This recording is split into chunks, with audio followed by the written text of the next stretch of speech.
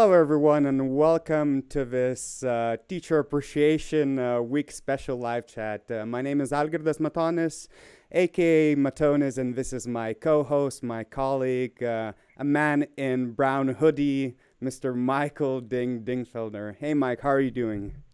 Hey, pretty good. What's up? Hopefully, everyone can hear me this week.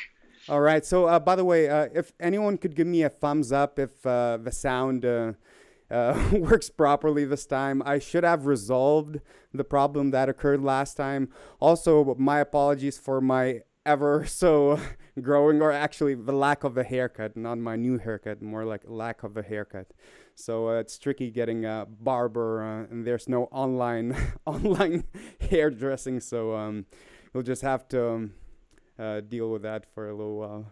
I couldn't even say hi to Brazil last time, and no one could hear me. No, they could hear you, just not as well. Okay. I'm getting some thumbs up. Okay, so before we get into all the good stuff, if you all could do me a big favor by giving this video a thumbs up, share it with your friends, leave a comment down below, and if you could share a story in the chat, whether you're watching this live or in the comment section, if you're rewatching this later on. Share your story about a teacher that you appreciate, or the teacher that you feel influenced you in a positive manner throughout your years. We'll leave a little bit time at the end of the chat just to make sure that we get to read if you have any cool stories that you'd like to share. So engage in the chat. We'll get to that. But me and Mike figured that just because this week is well known as an International Teacher Appreciation Week, we'll share our stories about the teachers that influenced us in positive ways, how that impacted our development as musicians and as people in general. And I have 4 people that I have specifically in mind, and I know Mike has something prepared. And I think the way we're going to go is we're going to start with a chronological manner. So do you have any, are there any, just before we start, are there any teachers outside of music teachers that you have specifically in mind that you'd like to talk? Most of them are music teachers, but I could think of probably maybe a couple.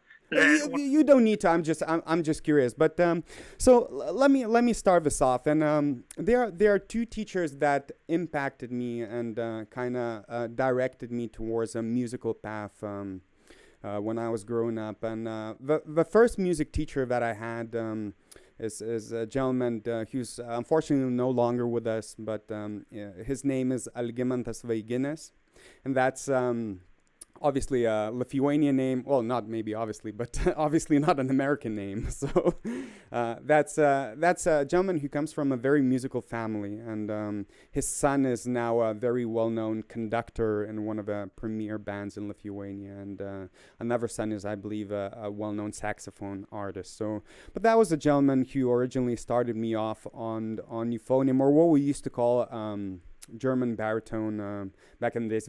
Those were like German style. You know what I'm talking about, the rotary ones. And I wanted to mention his name because I feel like he helped me to understand what particularly he helped me to understand that I could be good at something, which in my opinion, that's one of the first things that I try to get kids to understand whenever I'm teaching, especially younger kids. So when I first decided to have an after-school class activity, I originally wanted to be a singer. I wanted to join a choir. And I shared the story a couple times in these streams, but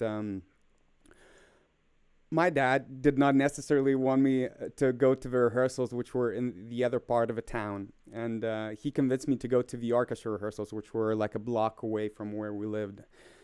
And the gentleman was a very stereotypical what you would expect from Eastern European teacher. Very strict, very concrete with how he would approach things. And I remember he gave out mouthpieces in the first couple of lessons, and we just had to learn how to get better with mouthpieces. And all the kids who did not get good at it, he just got rid of.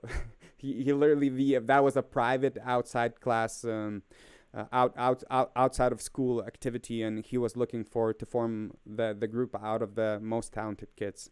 So he was in the beginning, the number of applicants was pretty significant, and then he gave out instruments. And the very first thing, as he gave out the instruments, he gave the sheet with all the scales, all the major scales, not just regularly written out, but in thirds.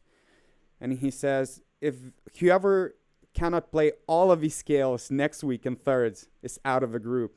Now, obviously, he was joking, but at the time, I did not know better.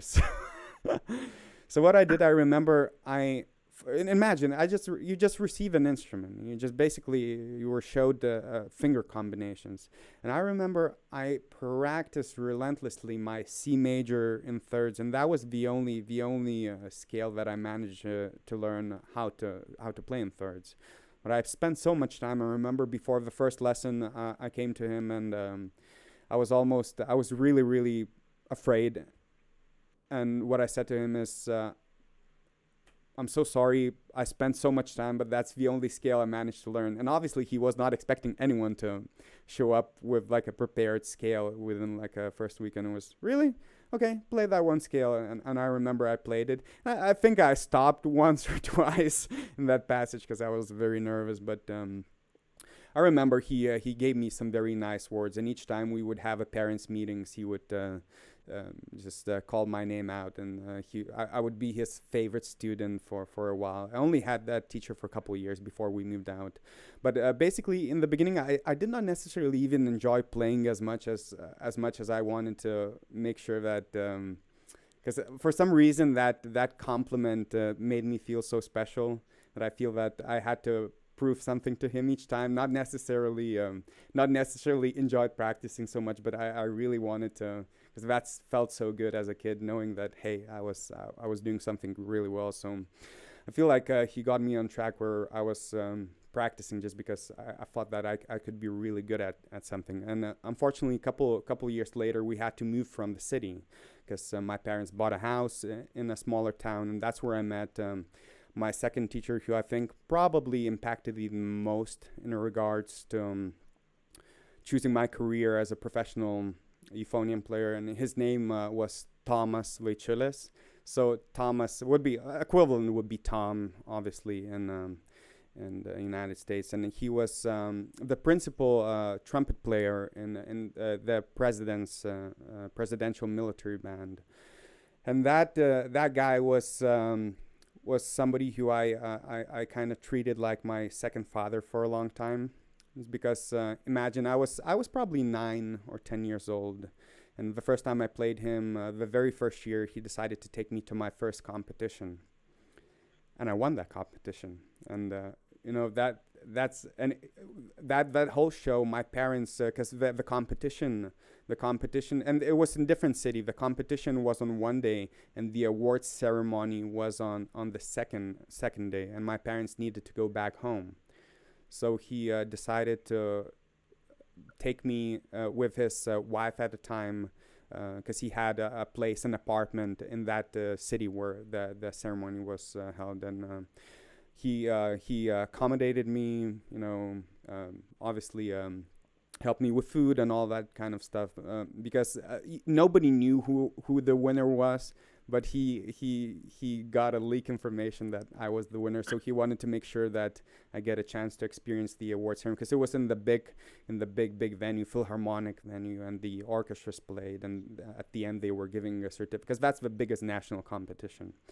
So that was the first competition I won, and he was taking me to imagine this. How often do you get a teacher? And there's a bunch of all state competitions in the United States who would drive all their students and go with them for warm-ups and everything to different cities. There's few though. Would you agree that there's very few? I'll talk a little bit about that. My high school director would always drive us to different places, no matter which festival it would be and things like that. The amount of students, he always had his van that he would take us. So more so more so nowadays. The teachers will still accompany the students and things like that, but they'll take like school buses and those sorts of things. But for the longest time, it would just hop in the van with the high school teacher and the rest of the kids going, and off we went to whatever festival we were going to.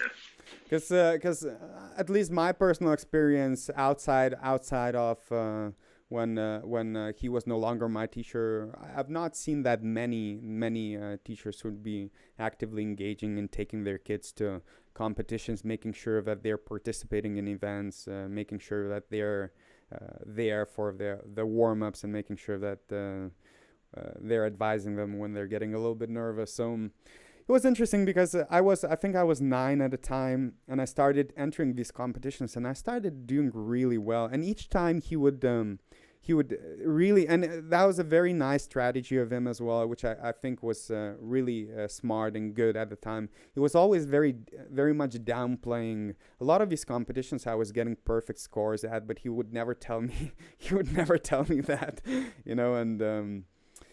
and he was my teacher, believe, up until I was 13 and 14, and then he and his wife was expecting to have his first child, and his wife was the piano player at the time at the music school. So his duty was, and the system, it works interesting in Lithuania, because if you go on maternity leave, the woman or the parent, the mother or the parent is allowed to go for 12 months full pay leave.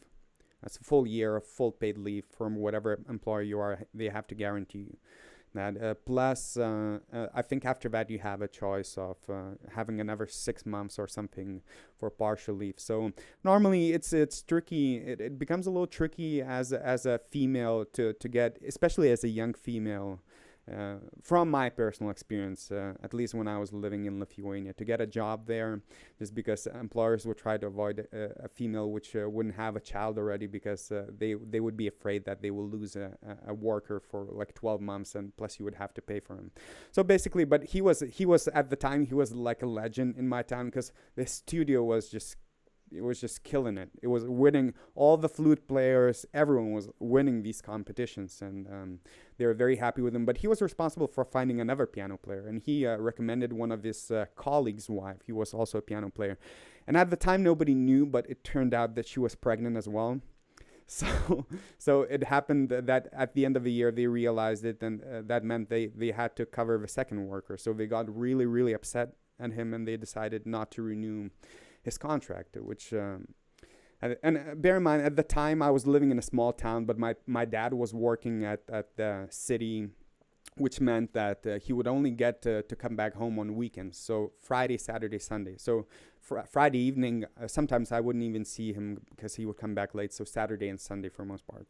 I would see Thomas, Tom, for American viewers, twice a week, 2 days a week, just the same amount as my dad.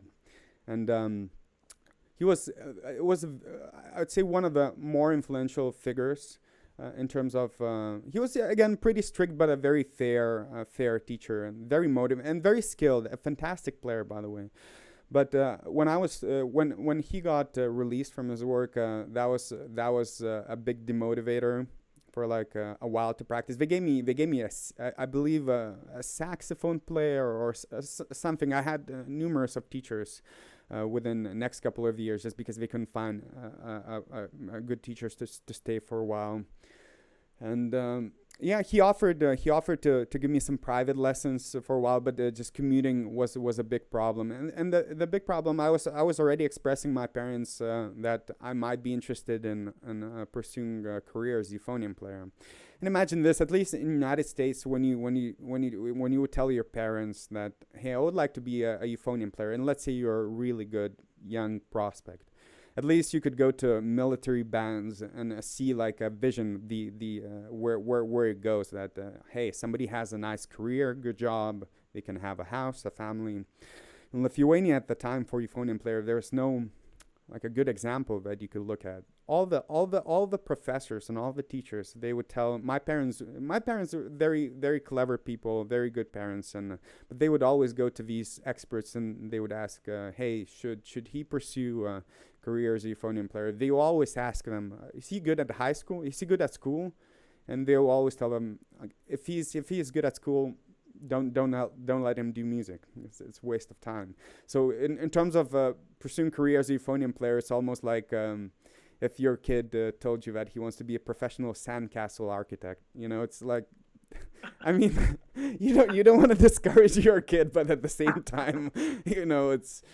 So he was the only person, and I mean the only person, who said, look, if you decide to go the professional music route, it's not going to be easy, but at the same time, if that's something you really, really like and you really enjoy, I think you should do it. Just because I'd rather you have it pretty hard, but you enjoy all the way through, if that's something you like to do.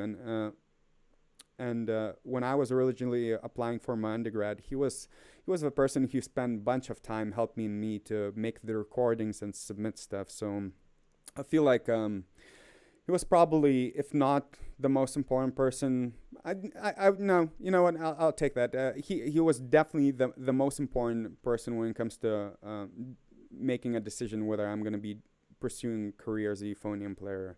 And I stay in touch with him even nowadays. Obviously not as much as I'd like to. I was supposed to be leaving United States in 4 days originally. I had the tickets got canceled, but I was going to leave to Lithuania to visit Lithuania, which I haven't been to in quite a few years. And I really had this big vision that my dream was to always play a concert with him, because he was such a good player, and I always wanted to like be better than him, even though he played trumpet, which is ridiculous. But I had this vision: as soon as I come back to Lithuania, I'm gonna do one of those multi-track recordings with him. I have that pre-planned. I didn't even tell him. I don't know. I'm hoping that he's watching this. I tagged him, but I didn't even tell him. But I had this plan that I'm gonna do a multi-track, and now that's kind of scrapped away. So that's a little unfortunate, but a very, very important person. In terms of, not only in terms of my musical development, but I took a lot from him in regards to my personality as well.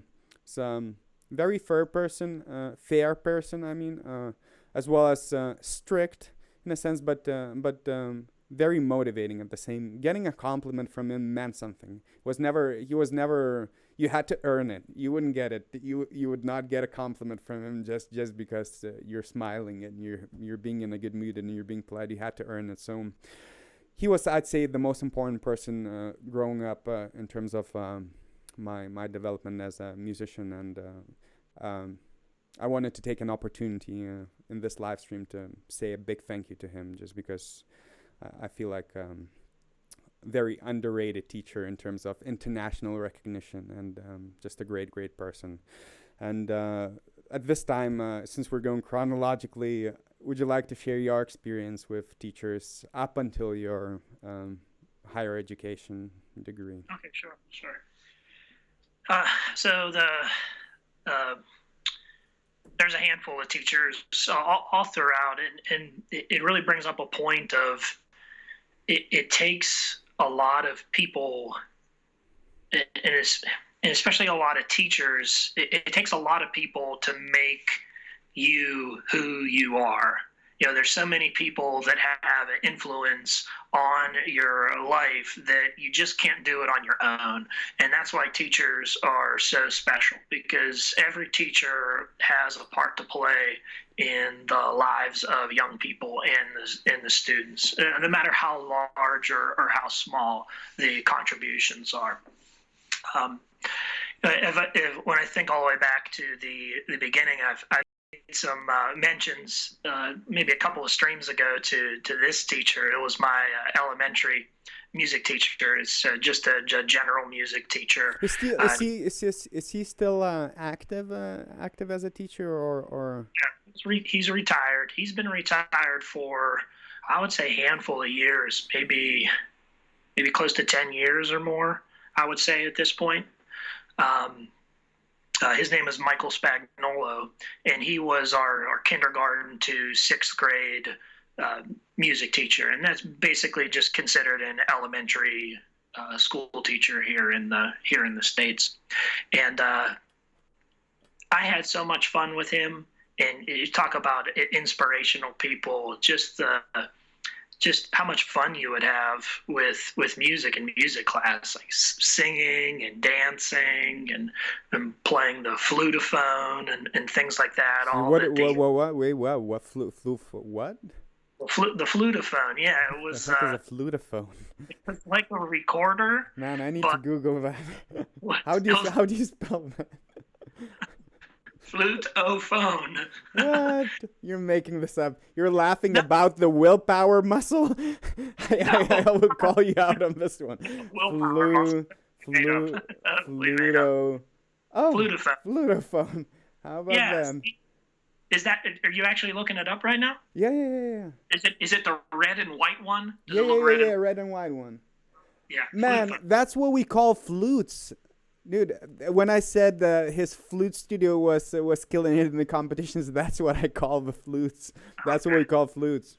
It's an So it's, just like your turkey and ostriches. yeah, because in schools they don't play the actual flute. They have a different name for that. That's hilarious. Yeah, 'Cause there's like so I was there's referring to flutophone. That's there too. Most people think of them as recorders. They call them oh, yeah, recorders, but recorders, okay, there's other ones, flutophones. But just a lot of fun in his classes. I shared a couple of stories. I'll mention that briefly again here now, and then I'll share a different one that I didn't say last time. But he was just so creative, and he was just so fun, and just such a nice guy. Um, he tricked us whenever we were really young. Maybe it was like first or second grade or something like that. And he tricked us into believing that he had a rattlesnake that lived in this box in his room. And for months and months, he would go over to this box and he'd be like, "Oh, I want to check and see how my rattlesnake is doing today." And so he would open up the box, he would reach into it. You wouldn't be able to see into it, but you would hear this snake rattling in there. And all the kids were just amazed, like, "Oh my goodness, Mr. Spagnolo has a real snake in his music room." It was like the coolest thing. And then one day he scared us half to death because he was going to show us the rattlesnake. So he opens up the box and he reaches inside and you hear the rattlesnake going. And all of a sudden he turns and he screams real loud and he has this maraca in his hand and he's shaking it in front of us. And all the kids are like, "Ah!" And we're like all scared that this rattlesnake is going to get us. Man, I'm telling you, if it was Lithuania, they would probably pulled out the real rattlesnake. They would tell that it's probably maracas, and they would just pull out a rattlesnake instead. just how funny and creative he was. There was another one, what happened to me in this instance can really help me out as well too. And I'll explain it here. We had an opportunity in the 5th grade in the school to audition to be a part of the chorus. If you were a 6th grader, you would automatically be taken in. If you wanted to be a part of the chorus, you could automatically be placed into that in the 6th grade. But in the 5th grade, you would have to audition. So I was so excited to audition and try to be a part of the chorus there. So I did my audition, and it was an epic fail. Totally didn't make it. I felt like garbage. It was so sad and discouraging. But I still really, really wanted to be a part of that chorus, and to have that little bit of a setback or a failure was actually a really good thing for me.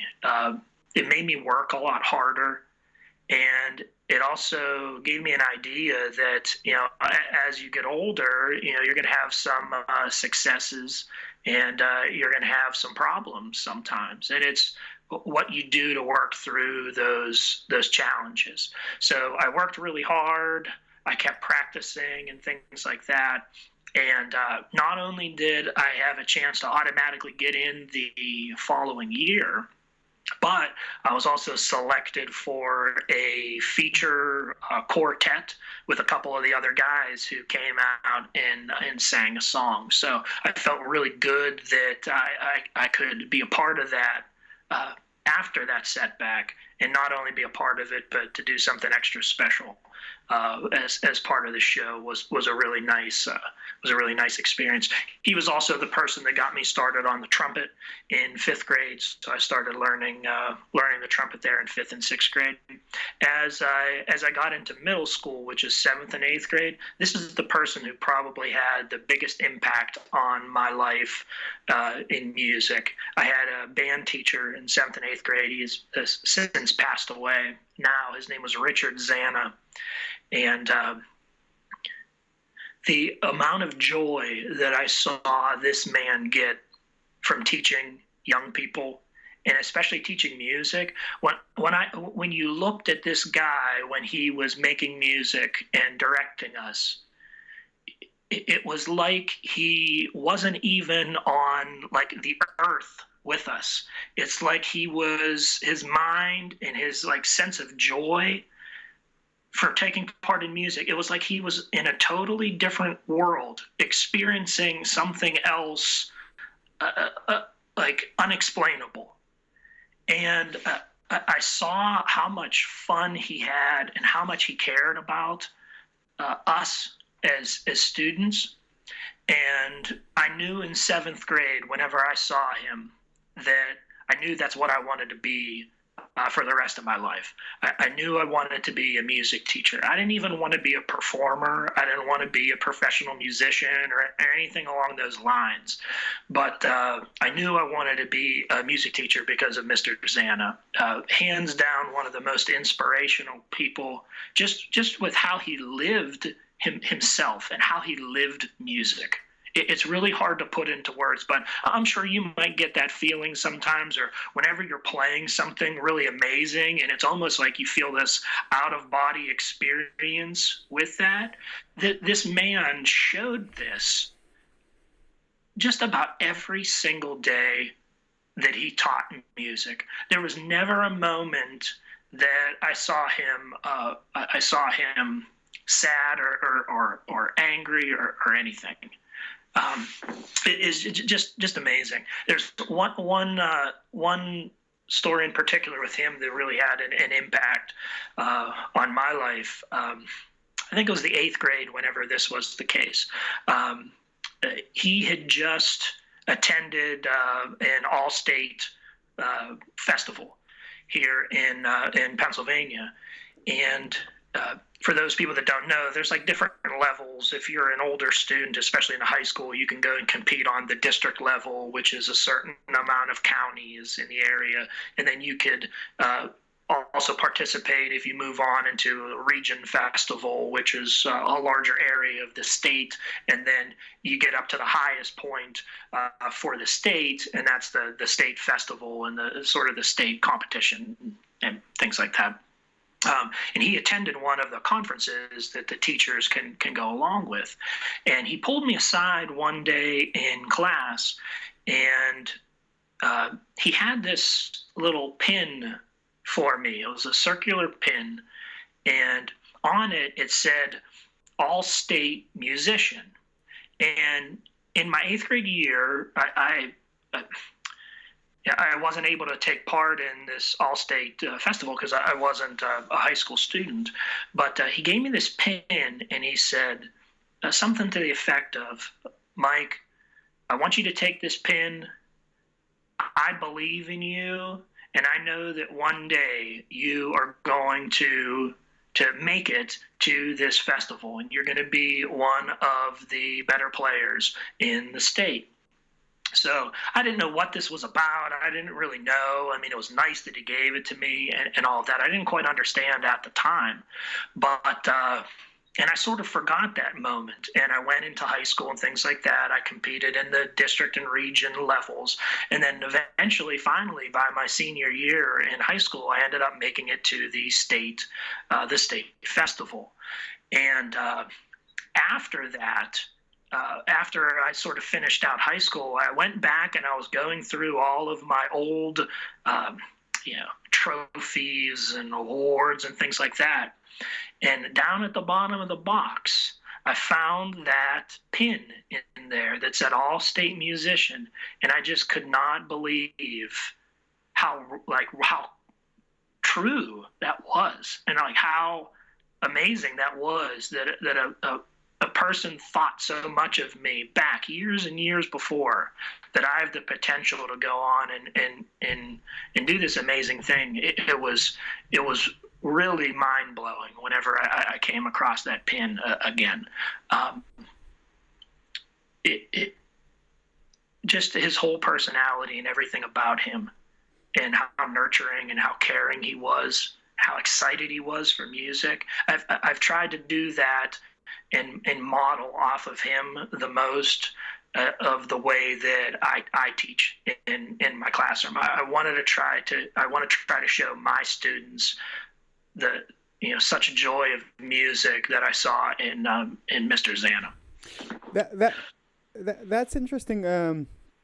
Interesting what you're telling about remembering these things, because I was thinking this morning about all the little memories that I remember. And one thing you don't understand when you're a kid, you don't really understand what's normal and what's not normal, and which person is going outside the box and outside of his duties and doing all the extra work just to help you. You don't realize those things up until you're a kid, and maybe up until you start teaching yourself. And that's one of the things, as you were saying, as I was rethinking, it was just crazy, to think that somebody would spend their time. It's not. I don't know what's the system here. Do teachers get paid to drive kids to events or competitions? But the former teacher I talked about, he wouldn't get paid. They would do it on their free time, on the weekends, at their own expense. And I would not get to see. It's rare to see somebody do it just for the sake of doing it, and it's not necessary. Often it becomes a story about the teacher rather than the student. Sometimes it becomes a problem where the teacher is a little bit more focused on making sure that he looks good as a teacher, rather than making sure that no matter what, it's all about the student. So as I was thinking about all the people I like to mention as well, that's one of the things that came in mind. It's just kind of it makes it a little surreal, doesn't it? Just thinking about this. Do you want me to get back to you want me to keep going until I get to college? Oh yeah. I thought that was the last. No. There's two more people I'd like to talk about. Whenever I got into high school, that's when I had another band director. His name was Sal Alloy, and Sal Alloy gave me so many experiences. He was, much like what you were saying about taking you to different competitions and things like that. He gave me the opportunity to do sort of similar things as what you're speaking about. It was up to the director to select those students to participate in those, at least to get you in. You would have to be brought in by your band director, and he would only be able to pick a certain amount of people. And then once you got into that first level, you had to then compete yourself to make it into the upper levels.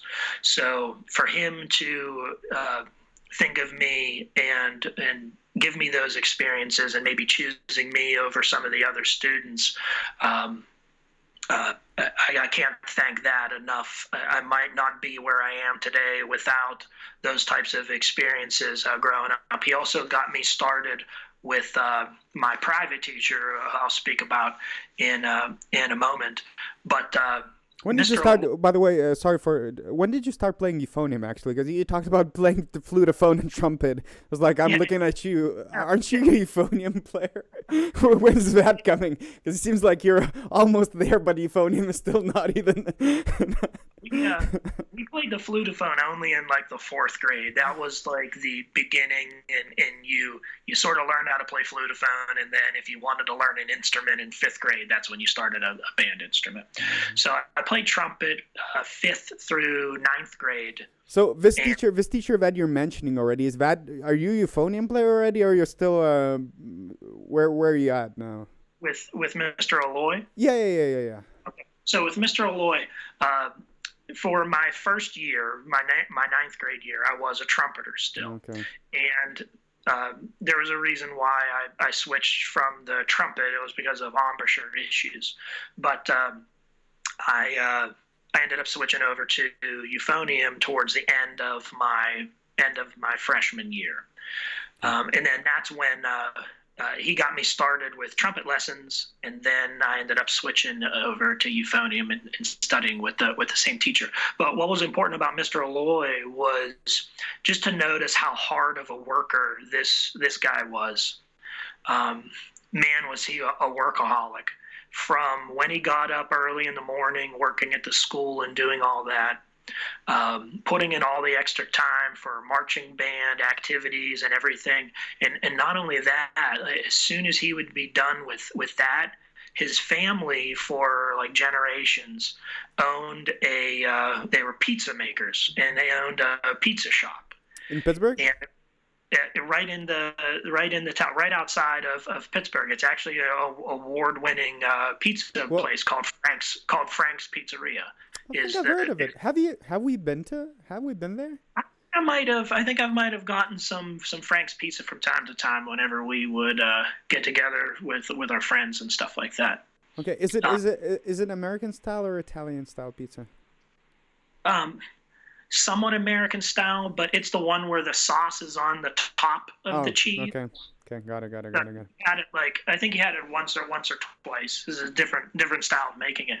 But he would go and he would work for hours in the evening time when the pizza shop opened, because that was the family business. And he did that day after day after day, and even on to the weekends. It's just amazing what type of work ethic Mr. Alloy had.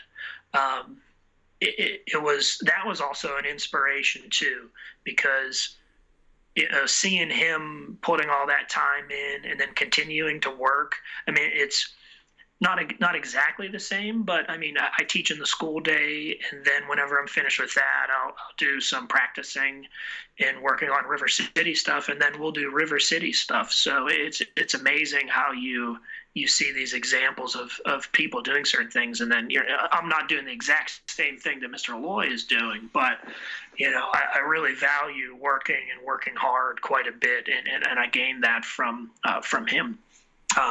My private teacher, his name was James Bodeye. He's Mr. Alloy is still alive. Mr. Bodeye is still alive as well.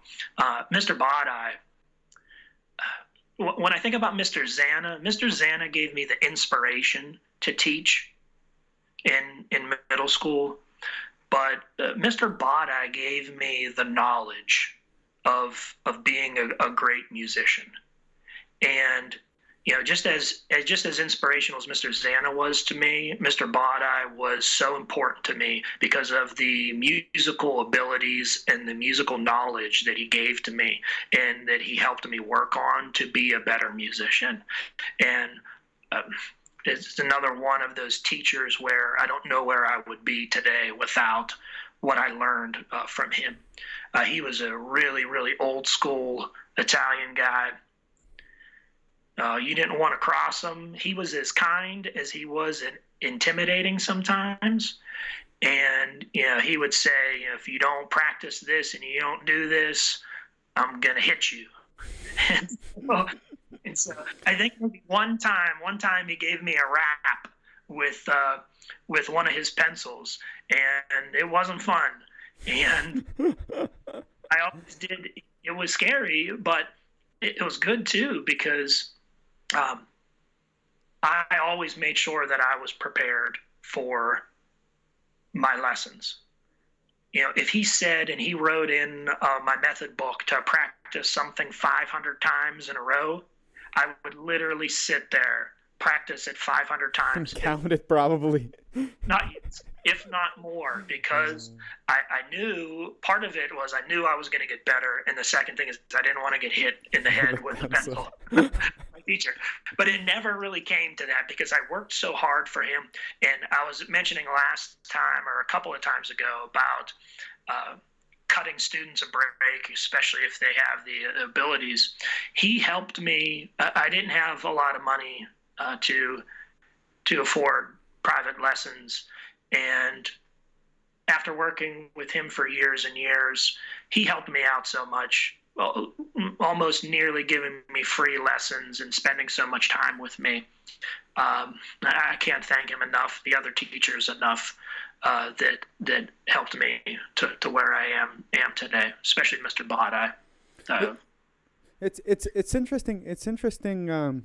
Kids are like little sponges, you know. It's fascinating to see how much personality traits, not even forget the musical skills, but personality traits you take over from your teachers. You're talking about your teachers. And it's funny because you're talking about a specific trait of each teacher, and I kind of see that as well reflecting in you in a sense, because I know you so well. You don't use pencils. I would never do that.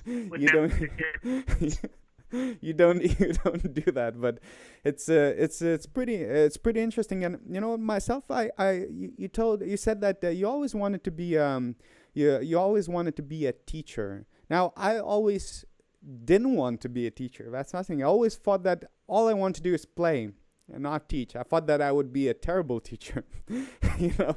And especially later on, I found out that, hey, you know what? Maybe I would like to be a higher education teacher.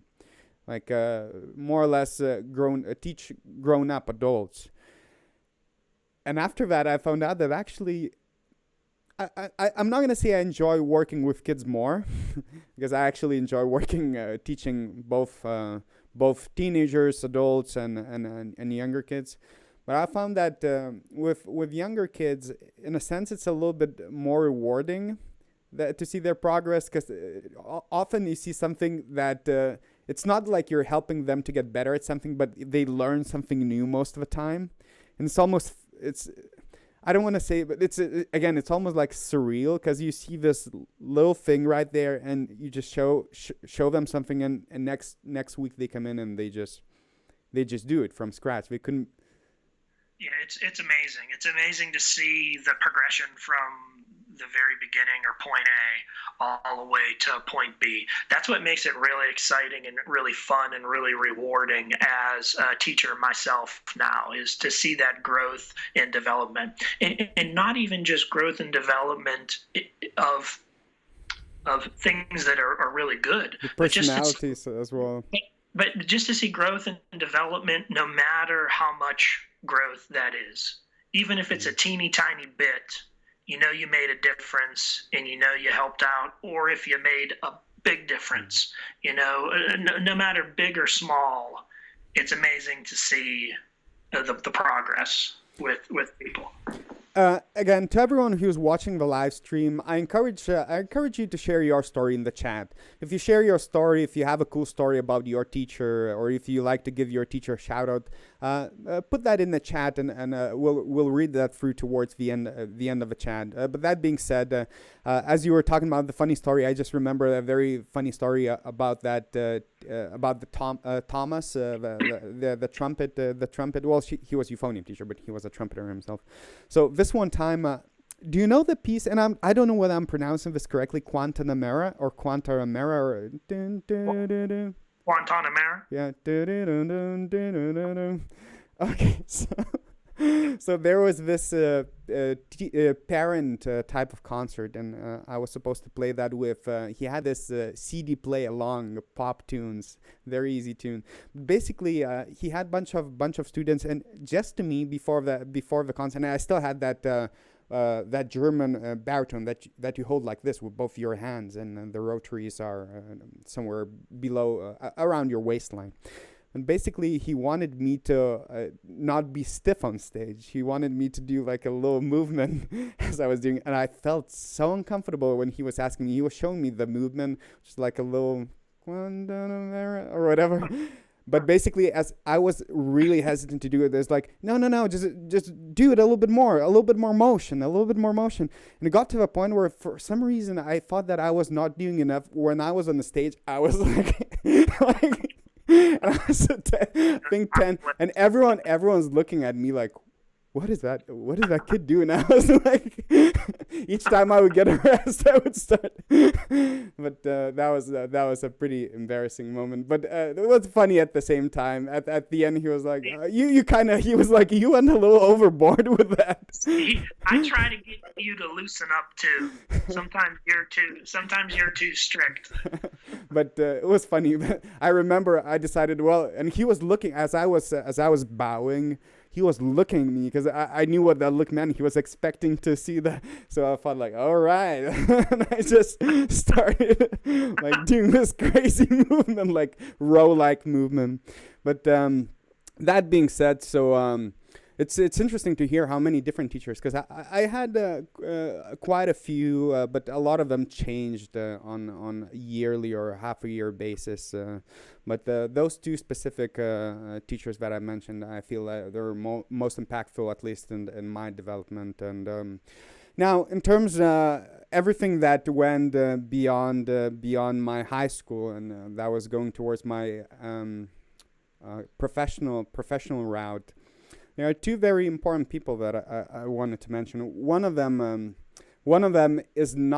was never really formally my teacher, but I feel like in terms of playing wise, if I had to sum up like skill wise, a person that I've learned the most from would actually be our boss James Gourley. Believe me or not. It's interesting. He's the person responsible for me being in the United States, hands down. He was because originally I won this competition, and I was supposed to play as a guest artist with River City Brass, and he was asking as I was staying, because I was staying in his house at the time as a guest, and he was asking me about my future plans, and I was getting a little desperate at the time because I was realizing I believe in either my last year of my undergraduate degree, and I realized that just getting good at playing euphonium is not going to get me far. And at that point, I didn't really know how to get a career in euphonium, and I was telling him that I don't know what to do. I'm thinking of doing a master's degree in something else, maybe going back to Lithuania. And I remember that was in 2014. He thought that was a crazy idea, so he basically encouraged me to meet Lance LaDuke, I'm about to talk a little bit about him as well. But at the time he was playing at the River City Brass, and I had no clue who Lance was. Like, I had no clue that he was a premium, well-known euphonium player in the United States, and so he introduced me to Lance and helped me to come to United States, and basically he was responsible. It's very rare to get somebody who's clearly above you in terms of the career achievements to just extend the ladder to you. It's very few people, and that's the reality. Very few people will do that in your lifetime. And it's normally there's no good reason for that. It's just because they're normally good people or just want to do it. You know, it's usually no real financial incentive or anything like that for them. They just you're left to question why they're helping you. You know, just sometimes you just see, you know, people who are principled and just if they see somebody trying. So he was one of the few people who really extended the ladder coming here. And it's very weird because I had a lot of people who I really looked up to, and I always imagined what it would be like playing next to them. I had teachers I looked up, and he is probably one of the most accessible elite brass players ever, period, that I've seen. And at this time, I'm not gonna say I've met every single like elite brass player, but I met a good chunk. I've still got plenty of years in terms of going through a variety of festivals, but I had an opportunity to play alongside a lot with them.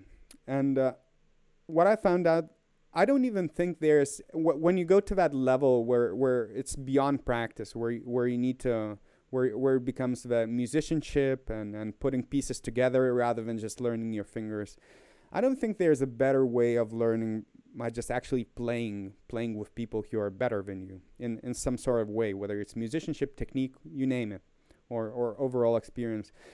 And I took so much in regards to not only his stage presence, but how he puts things together, like the playing. And you heard, and I'm sure a lot of people who are listening right now, they're familiar with who James Gourley is. He's a legend in the tuba euphonium world. He has such a phenomenal way of making things look pretty easy, if you know what I mean. So, and that's something, that's a trait you'll see with a lot of really, really good players. No matter what they do, they make it look very easy and spontaneous. And I'm really, really grateful to him in terms of the skills that he always. It's interesting. I would always ask him for feedback, at least the first 2 or 3 years since I arrived, and he would always give me like one tip. And he's a very polite person, so he would not he would be very nice. If your articulation was really bad, he would tell you maybe just work a little bit on your articulation. But once you get it, you know that he means it. You need to probably work on that. So I used to always ask him what did he think. And one thing he did with me at the River City, he progressively made my repertoire one step beyond the comfort zone, to where it allowed me to progress quite a bit. So I don't know, because no, we actually been all the way through since I became a principal player. It started with the solos, if you pay it. And I don't know whether, I never actually asked him that. I don't know whether he did that on purpose or it's just coincidence. I tend to believe that it's probably on purpose. It's because he's a planned out person. But all the solos in the repertoire was gradually, and that the responsibility he was giving me in terms of what a section leader should be doing, and in terms of that kind of stuff. I felt that it was often very targeted towards making me a better player, not only making the band sound good, but also making me a better player, which I do really, really appreciate it for him. So in terms of my playing abilities, I don't think I've learned from pure playing skill set. I don't think I've ever learned so much from anyone that I've learned from James, in terms of phrasing, understanding what conductors do, how do they operate. And also he gave me an insight. Look, it's very, very hard to get a little bit insight in terms of when you see those traveling artists and those successful. It's hard to understand once you start mixing into that group. And when people try to invite you to festivals, it's very good to have somebody where you could ask, hey, how much I should be charging? How does that work? How do these companies work? Man, did he give me insight to all of this stuff, and I could not be more grateful to for him extending that ladder, because very few people did that to me. And in my opinion, I don't like saying I don't like speaking in these ultimate terms like the best teacher, the best instrument. But I promise you, as a tuba teacher, it does not get better. You always want to look for structure, a teacher who would provide you with structure, materials, have experience, would be motivating as good as they come. And a lot of strategies that I implement in my teaching, we share in common. So again, never officially and formally my teacher, but I've learned so much from him that I just felt it would be appropriate for me to just share this. And a story that I don't normally share all that often, but I figured it'll be an interesting story to share about him, is not a lot of people realize. Often we hear this, that somebody started something from scratch, that, hey, you didn't have money, or when you went by yourself, or when you went outside your parents' house, you wouldn't have money or a car. People start from ground zero. Now, let me tell you about my ground zero. So, when I came into the United States, I did not have an American ID, phone number, bank card. I came in legally. I had all the documents, etc. But in order just to sort out those things, so you could rent a place. Like I don't know, a lot of people take this for granted, because most people would not run into the issues that I have run in. First 3 or 4 months, he gave me a place to live. He provided me with groceries, everything. The first 3 or 4 months I came in, basically like a dad to me when I came in. So, and again, you can always question and ask yourself, like, why are people doing what they're doing? Because I'm always, the way my head works is normally when somebody does something, there's a reason for that. And once in a while, you get people who just see something either in you or a student or whatever they would be, and they just help. So James, I feel like one of the people that was very, very important, and it's still very, very important in terms of my development, and especially the career, so career development. So I felt that it was very, very important for me, at least, to share that he was one of the few people who extended that ladder. And the other person that I always considered as my primary all-time teacher, and for those who are watching this channel, by the way, this channel would not even be existing or nowhere near where it is if it was not for one man, which is my last teacher, LaDuke.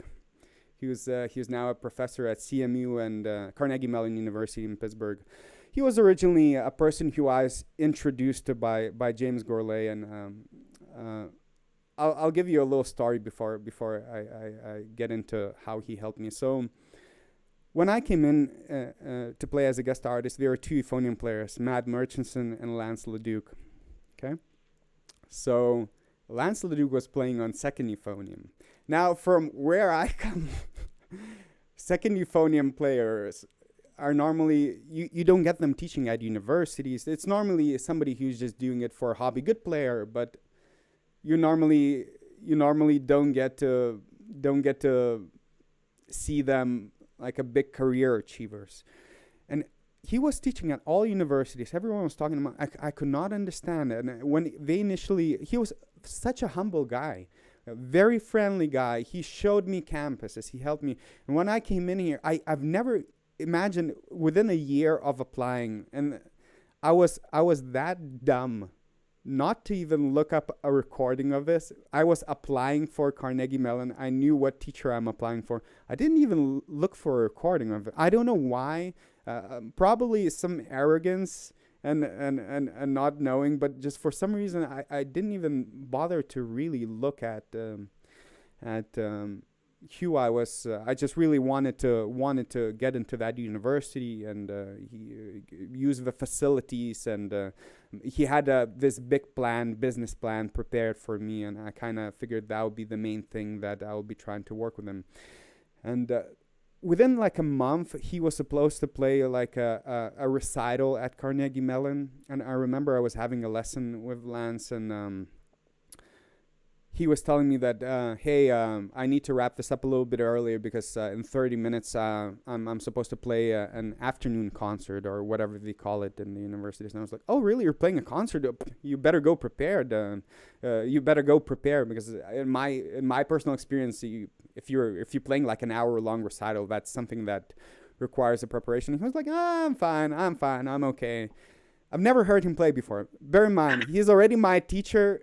Never heard him play, and he came in and he was promoting me as this new euphonium player and the blog. He was like, oh, he's better than me. He's the new kid in town. And I was like, oh, you know what? I have some time. I'm gonna go to that recital and listen to him. Man, and he nailed that recital, dude. Did I felt stupid?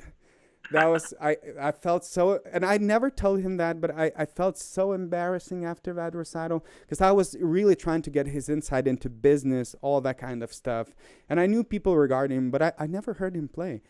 Such a good player, and everything, and even his style was kind of European. Like, he had that vibrato, which was well used. Not everything about him, and he was playing this, I cannot remember what concerto, but brand new commission concerto for him. Very hard concerto, and it was nailing it. It was like really good, like as good as playing comes. And I was like, I'm not even asking him for playing lessons. I'm just trying to I was like, I'm an idiot. I'm like the biggest idiot. I remember after the concert, that's what I told him. I said, look, I literally told him what was going through my head when I came in here, and I try to take as many lessons from that point with him. But basically, here's the deal. I always had this idea of providing people with content via social media. I saw people do that with any other instrument, you name it. Saxophone players do that, athletes do that, no euphonium players, and barely any brass players. And each time I would then mention that idea, people kind of giggle at that. In my head, it was such a clear thing to do that, like, nobody's doing this, and there's a demand. I know there's a demand because I was looking for this kind of stuff, and everyone thought that was the most stupid idea. And I was when he originally asked me what's the plan, I was very reluctant to tell him what was my plan. And when I told him I want to do social media, I want to open this channel with high production educational videos, I want to record a CD that would be a non-classical CD, rock with euphonium, maybe electronics, the standard reaction I would get would be a giggle. He thought that was the greatest idea ever. In his head, that was like the greatest stuff. And I could not believe that every single venture that I gave him, he helped me in. Lance was my teacher too, so I'll speak a little bit whenever you're finished. But Lance, one of his great qualities is he is so non-judgmental. He doesn't judge you for the ideas and the thoughts that you have, and especially the goals. He's the type of person where you can mention anything that you want to mention, and he's sort of going to take your hand and he's going to say, okay, let's try to make that work out for you. The story that you're telling, it's hilarious because I was about to go. So look, as I mentioned, like, moving to United States was a very it's a hard step to do. Like it's hard to move by yourself to a complete. And United States is a completely different world than Europe. So it proposed quite a few challenges to me. And at one point, I remember the first year, November of 2015, was getting so rough to me, like managing the studies, the playing, all the paperwork I needed to figure out, trying to get phone numbers, open up a bank account. It was weighing so much. If anyone, go check out my videos from 2015, September to November. I looked like a zombie. I looked like a walking zombie, red eyes. I was literally getting, sometimes I would get like 10 hours of sleep a week. I would nap on chairs at CMU because I couldn't get like a proper time. And it's, at one point it got so rough where, and at the time, Birute, he was still my girlfriend at the time. She was still in UK, and we had this bad argument because she came into UK just so we could be together, and now I left to United States to pursue another thing. So that was a very important relationship, but at the time we're on a rough patch because obviously I left again for like another year. He wants a distant relationship for 1 year, so it got so rough that I didn't think I would be able to make it. I see all this, but don't do that just yet. don't. So at that point, I remember we were sitting at the Carnegie Mellon. I was so tired.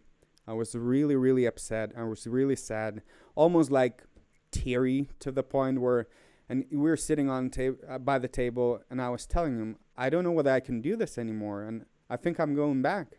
I think I need to go back. I left my girlfriend. I left. This is not working out. I'm not managing my time. Nothing's going my way. Basically, what he said, and I was complaining for about 20 minutes, and right around 20-minute mark or something like that, I remember, like at 20, 30 minutes, he said, "Okay, we did a little bit of complaining. I understand you. We need to find a solution. No more complaining. Okay, we need to figure out a way for you. So this is what I'm proposing. Let's wait another month. If we cannot figure something out, I buy you the plane tickets myself. You don't need to think about that. Go put that money where you have to put it. I'll buy you the tickets. If not, if we work it out, we'll and I remember specifically he said, we'll raise a champagne glass and we'll celebrate. And I'm not going to share the full story of what happened just yet. Sometime, maybe someday. But it turned overnight. My situation literally turned overnight. I remember at the point where I was right about to leave the United States. And one thing that I never had a chance to do is raise that champagne glass with him. And within 3 years of studying with him, all I did is always come up with problems. It's the most embarrassing thing. And I know he would never look at it like that. He wouldn't even think it like that. He's always all about helping you. He's one of those people. It was never ever about him. Never. He was always in the shadows. It was always about the student. Like the least selfish teacher I've ever seen in my life. And I always told him that, look, I'm gonna build this YouTube channel and I'll make it the biggest euphonium YouTube channel, and I'm gonna record that CD. And he helped a lot with learning how to do the recording and all that stuff. Supported all the ventures. And talking about that vision where I had recording with my previous teacher, another part of that vision before I leave, which was I was supposed to leave in 4 days. I was supposed to give that CD to him, say I'm leaving for a month to Lithuania, and I wanted to give that and dedicate that CD to him, which I never had a chance to do it either, but I will. I will once this goes back to normal. But basically, he was the person. If it wasn't for him, 100% chance I would not be in the United States anymore. This YouTube channel would not be happening anymore. He supported every venture 100%, and the amount of belief he showed, I don't think anyone ever did. Even my family members, I don't think anyone ever showed as much belief as he did in me ever, period. So he's something, a lot of personality traits. I changed quite a bit as a person. Well, you normally change, you learn, and your life events crafts you as a person or shapes you as a person. If there was one person that I would be very comfortable, like being one person, I would like to be like him. You build these heroes in your head, and they always tell you you never want to meet your hero, and that's kind of true. That's a story that I ran into multiple times. But he's one of the heroes that I discovered that I never looked up to up until I met, and I feel like if there's one person I'd be happy to be where he is, be in the situation. And the person that he is, that would be Lance. Probably the most principled person. It's all about doing the right thing. Never about him. One thing he asked me, because I was always in this mentality, what do you want from me? Why are you doing this? One thing he asked me is just work hard, don't lie, don't do anything wrong. Just do the right thing, and I'll help you as much as I can in any way, shape, or form. All the documents, everything, if I ever needed a reference letter, just like this, everything like that, even when I was not his student anymore. And I made myself a promise that I'm not gonna talk about him up until I have that CD ready and have something to show him.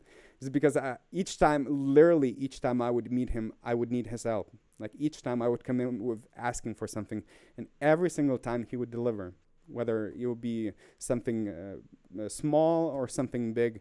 And I made myself a promise after the last time that the next time I'm seeing him is going to be with that CD in my hands and to show that, hey, you didn't waste your time. So I don't know whether Lance is watching this video, but if he is, the best, most principled, most honest, least selfish teacher I've ever had in my life. And if there's one teacher I would be happy to be like is Lance. I could not say enough great things. I've never heard anyone dislike Lance. Have you ever heard a student dislike Lance? I don't think there's one. He's like an ultimate achiever. It seems like he figured everything out ahead of a curve. So these stories are getting so emotional, and whenever things are pretty emotional, I really like to eat. So, in honor, in honor of both of our college professors, which is Lance, my snack that I normally have, sometimes it's candy, sometimes it's crunchy cookies. In honor of our common teacher, that we have, which is Lance. I have some Lance. Lance. I have some Lance. I'm gonna make a meme. This is turning into meme, you know. I have some Lance Nicot lemon cream cookies that are my absolute favorite. So in honor of Lance, everything that you said is 100% spot on with Lance. Just to add a couple of things to what you said, I've never met a more creative person ever in my life. He's point blank one of the most creative performers I have ever seen. And he is so fun and funny with the different things that he can do. It's amazing where his mind can go and the different types of things that he can create to make music more entertaining, to make music reach more people and have an effect on more people. It is really incredible. And you know, one thing that with teachers you like to try to steal and gather some things for them. His creativity level is just hands down the best, and it's definitely an inspiration to me to look at a situation and try to think outside of the box in any way that you can to try to find something to work out or to make something good. It's you know what, I've seen a lot of people in my lifetime who talk very virtuous. They always say it's all about the student, it's also all about supporting young people. And when it comes to putting your money where your mouth is, oftentimes the more virtuous person sounds, my experience at least, the least normally it's the quiet people in my experience who don't talk much. Those are the most generous people I've ever seen in my life. Man, I'm telling you, I've never seen more principled person. Everything he asks you to do, be good, work hard, do the right thing. Every single scenario, he does that. You always see players that have like a bunch of egos and things like that, and sometimes they're egos that are so negative, and it's very off-putting. It's zero. Lance is one of the kindest, gentlemen. Not one sense of ego or anything about him. It's always, how can I help other people? Man, and that's why I've never told you this as well, but when we started working together, I would always ask you, hey, would you like if there's many solos inside the concert, I would ask you, do you want to play the solo? Would you like to? It's because I knew you're a great player and you can handle it. And also it's good for me, but also I always thought that it would be cool, you know, to give you an opportunity. One of the reasons why I decided to go that route is his zero ego type of personality. I figured he's always, it's never about him. What's crazy, he never even asked me or showed any of his recordings up until I heard him play. Never promotes himself as the guy. Like it's very common to, it's in a way it's necessary if you're trying to recruit students to promote yourself as the teacher from all the teachers. Never does that.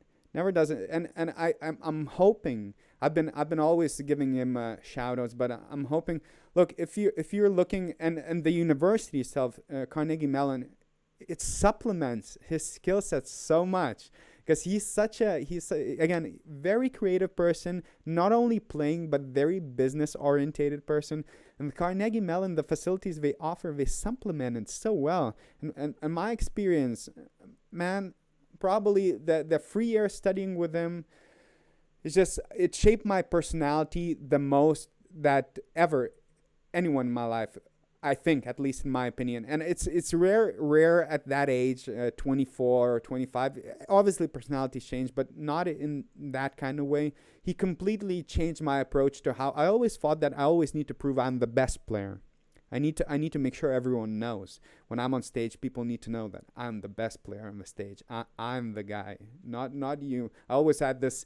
That's what I was taught in or at least the example I was always studying with these big personalities, bigger than life personalities, and always make it about me. No matter what I'm teaching, I have to show that I'm the best teacher. I have to look the best. Man, his approach, I need to make sure that it's the best product.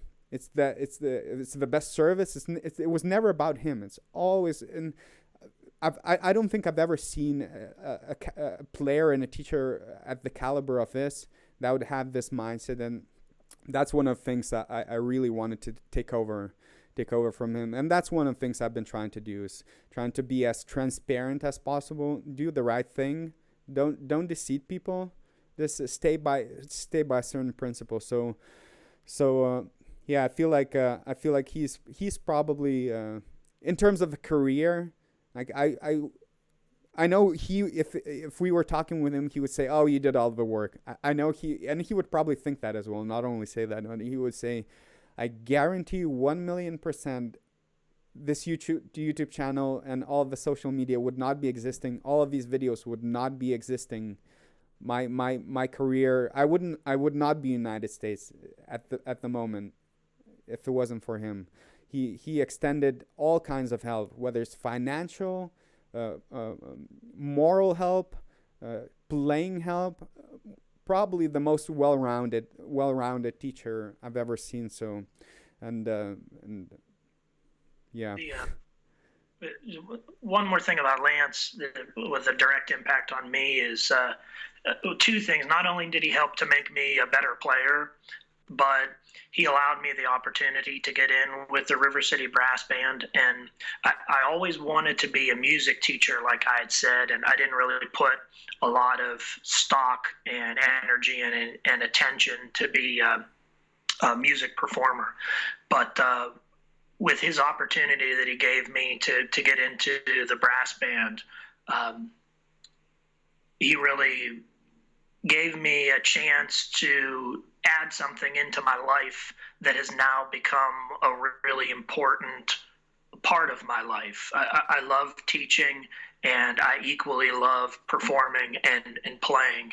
And he was really the sole person that allowed me to have that opportunity at such a high level. So what he did for me really changed my life. Yeah, did you know that he was? I don't wanna get my facts wrong, but I know for a fact that I'm not 100% sure whether it was Africa, but I'm pretty sure it was Africa. He not that long ago he went with his wife to do like a mission, help build stuff and help people. Like literally, I think either late last year, something like that. During one of the holidays, he literally went. You always hear people talk about the charitable stuff and doing all the right things. And he doesn't even talk much about it. He just does it. People, I've never seen a person who does not like him. Like there are people you are not necessarily best friends with him, but I've never heard somebody dislike him.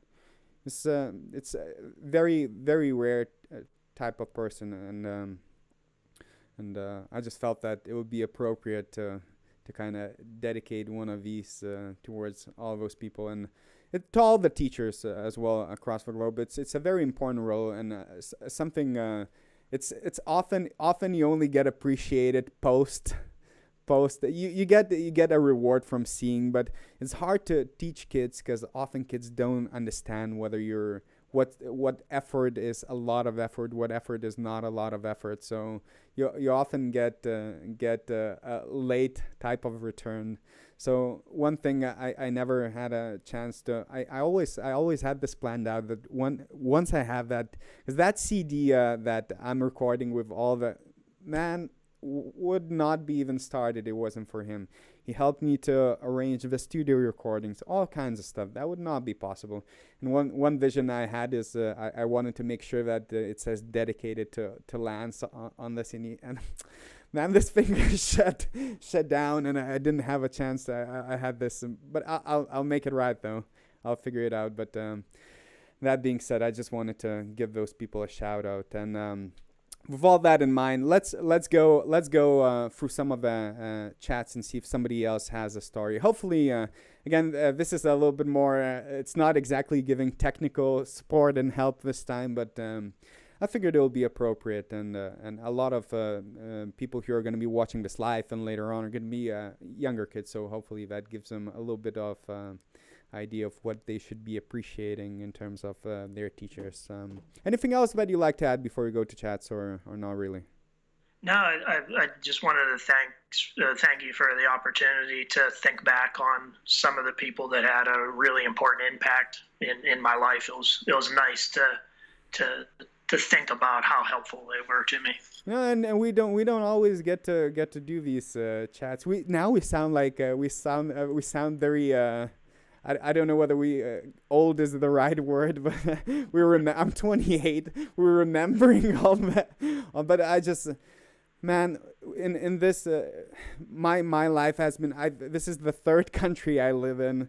It's been a little crazy. My experience as a 28-year-old does not always reflect the amount of experiences my peers get. So most of the people are a little bit. Most of my friends are a little bit older than I am.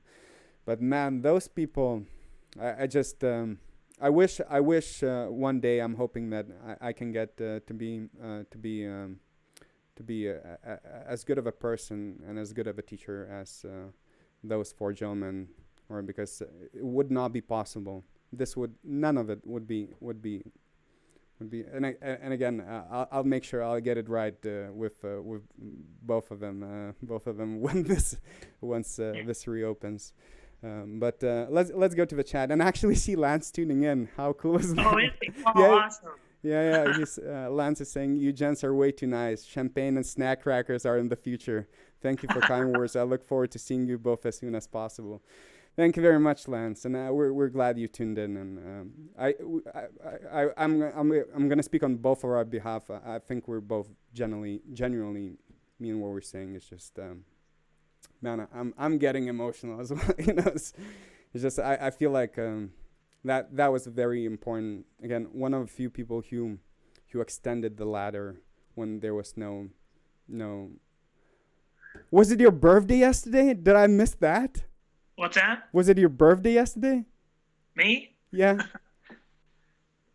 No. Are you serious? Was it your birthday? Did I miss that? Oh my God. Seriously? It was my birthday yesterday. Oh man. I'm such a donk. Happy birthday, man. How did I miss that? Why was I never invited to your birthday party? Because we can't party. Your mom just tuned in. As I was, oh man, she's a good teacher too. He talked man, about your mom, I call her mom number 2. Is just This is another thing. I'll still see Lance is tuned in. Another thing that I forgot to mention that this morning as I was thinking through.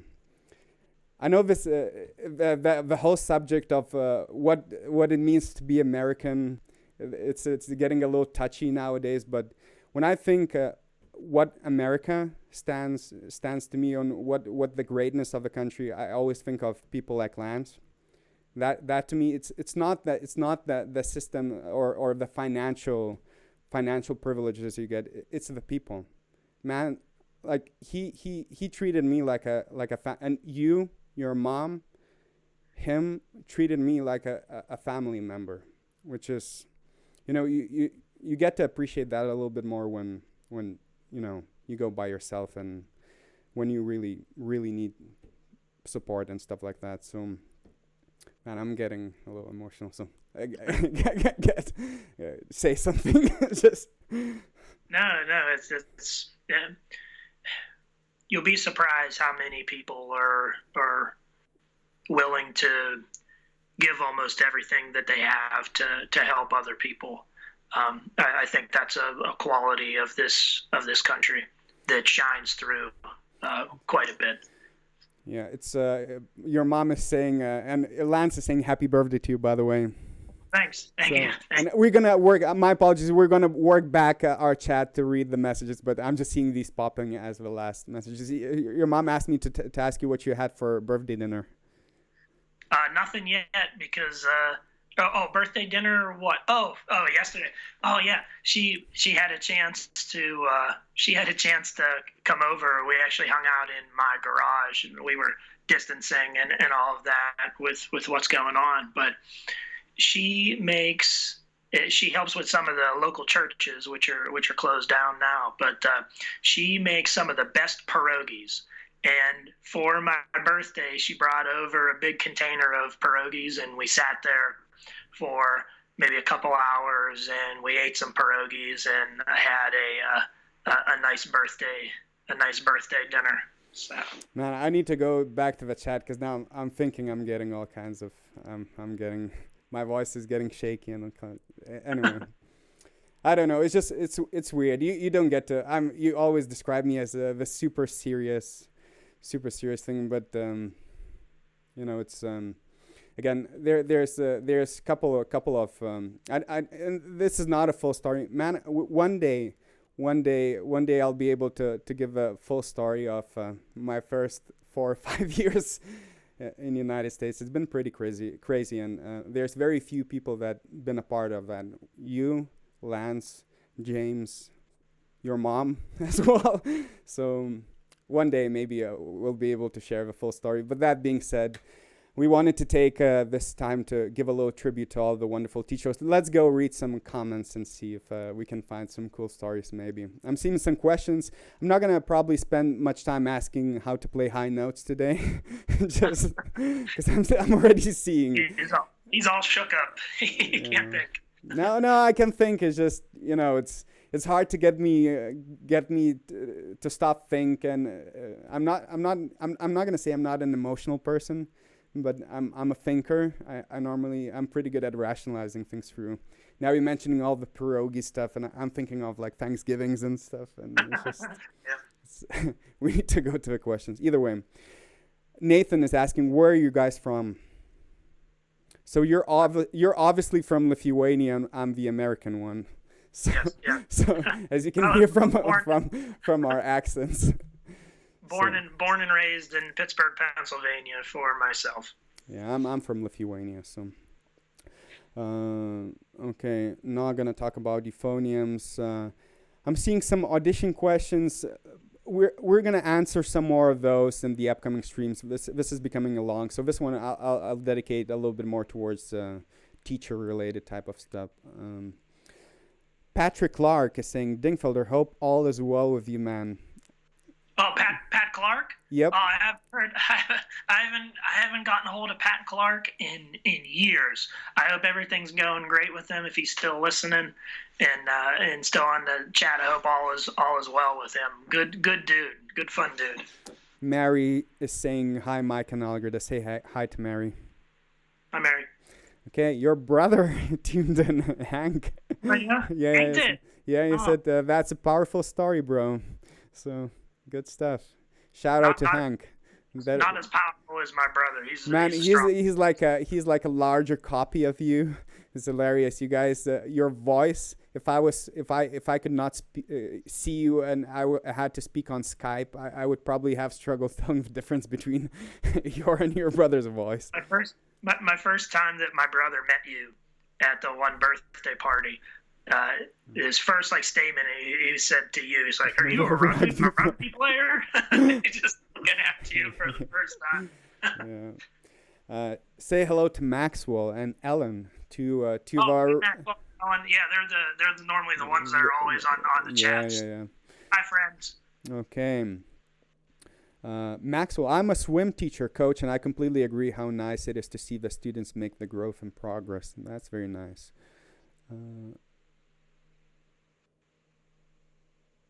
Leah is saying, I play the clarinet, but only at school, and my teacher plays the clarinet and all types of saxophones. We have lessons right after school, starting around 1 p.m. He has so many students. He has to be at school from 1 p.m. till 8 p.m. He is the best teacher we could ask for, and we are really thankful to him. We are students from grades 7 to 12, each grade 5 to 8 clarinet players, 3 to 7 saxophone players. He just turned 70, and the lessons are always so much fun. We learn so much from him, and he's so nice to all of us. He encourages and helps us all the time. I just wanted to say a big thank you to him.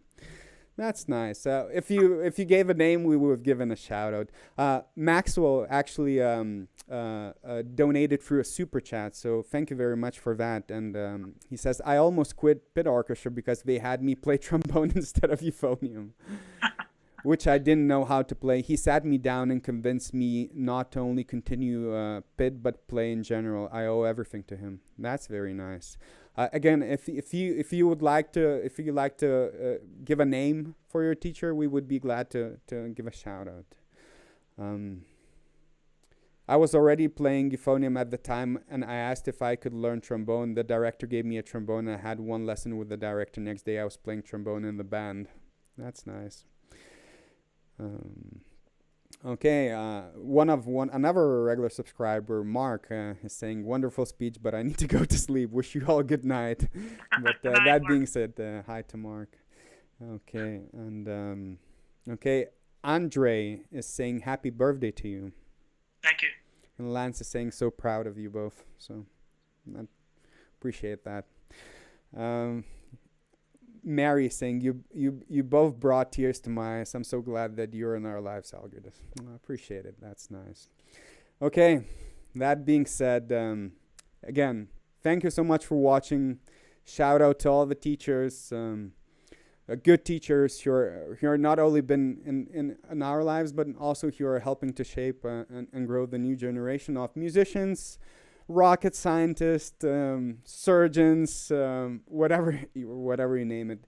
It's I get to teach nowadays myself, and I my outlook to teachers has changed quite a bit, because there's a big difference in terms of especially with kids, how much you never get to fully understand how much a teacher can impact somebody once. Either once you start remembering something once you're grown up, or once you become a teacher yourself. So happy International Teacher Appreciation Week to everyone who's a teacher or a former teacher. And anything else you'd like to add to this? No, thank you. It was so much fun. Thanks to all the teachers out there. Keep doing what you do best. Okay, thank you very much to everyone. The stream went a little bit longer, but I just felt it was appropriate for us to share some of these stories. So thank you again for watching, and don't forget to give this video a like, share, subscribe, and we will see you in the next segment of Dude Live next week. Take care, everyone. Stay well, stay safe, friends, and I'll see you on Monday with our regular video schedule. Take care. Bye-bye.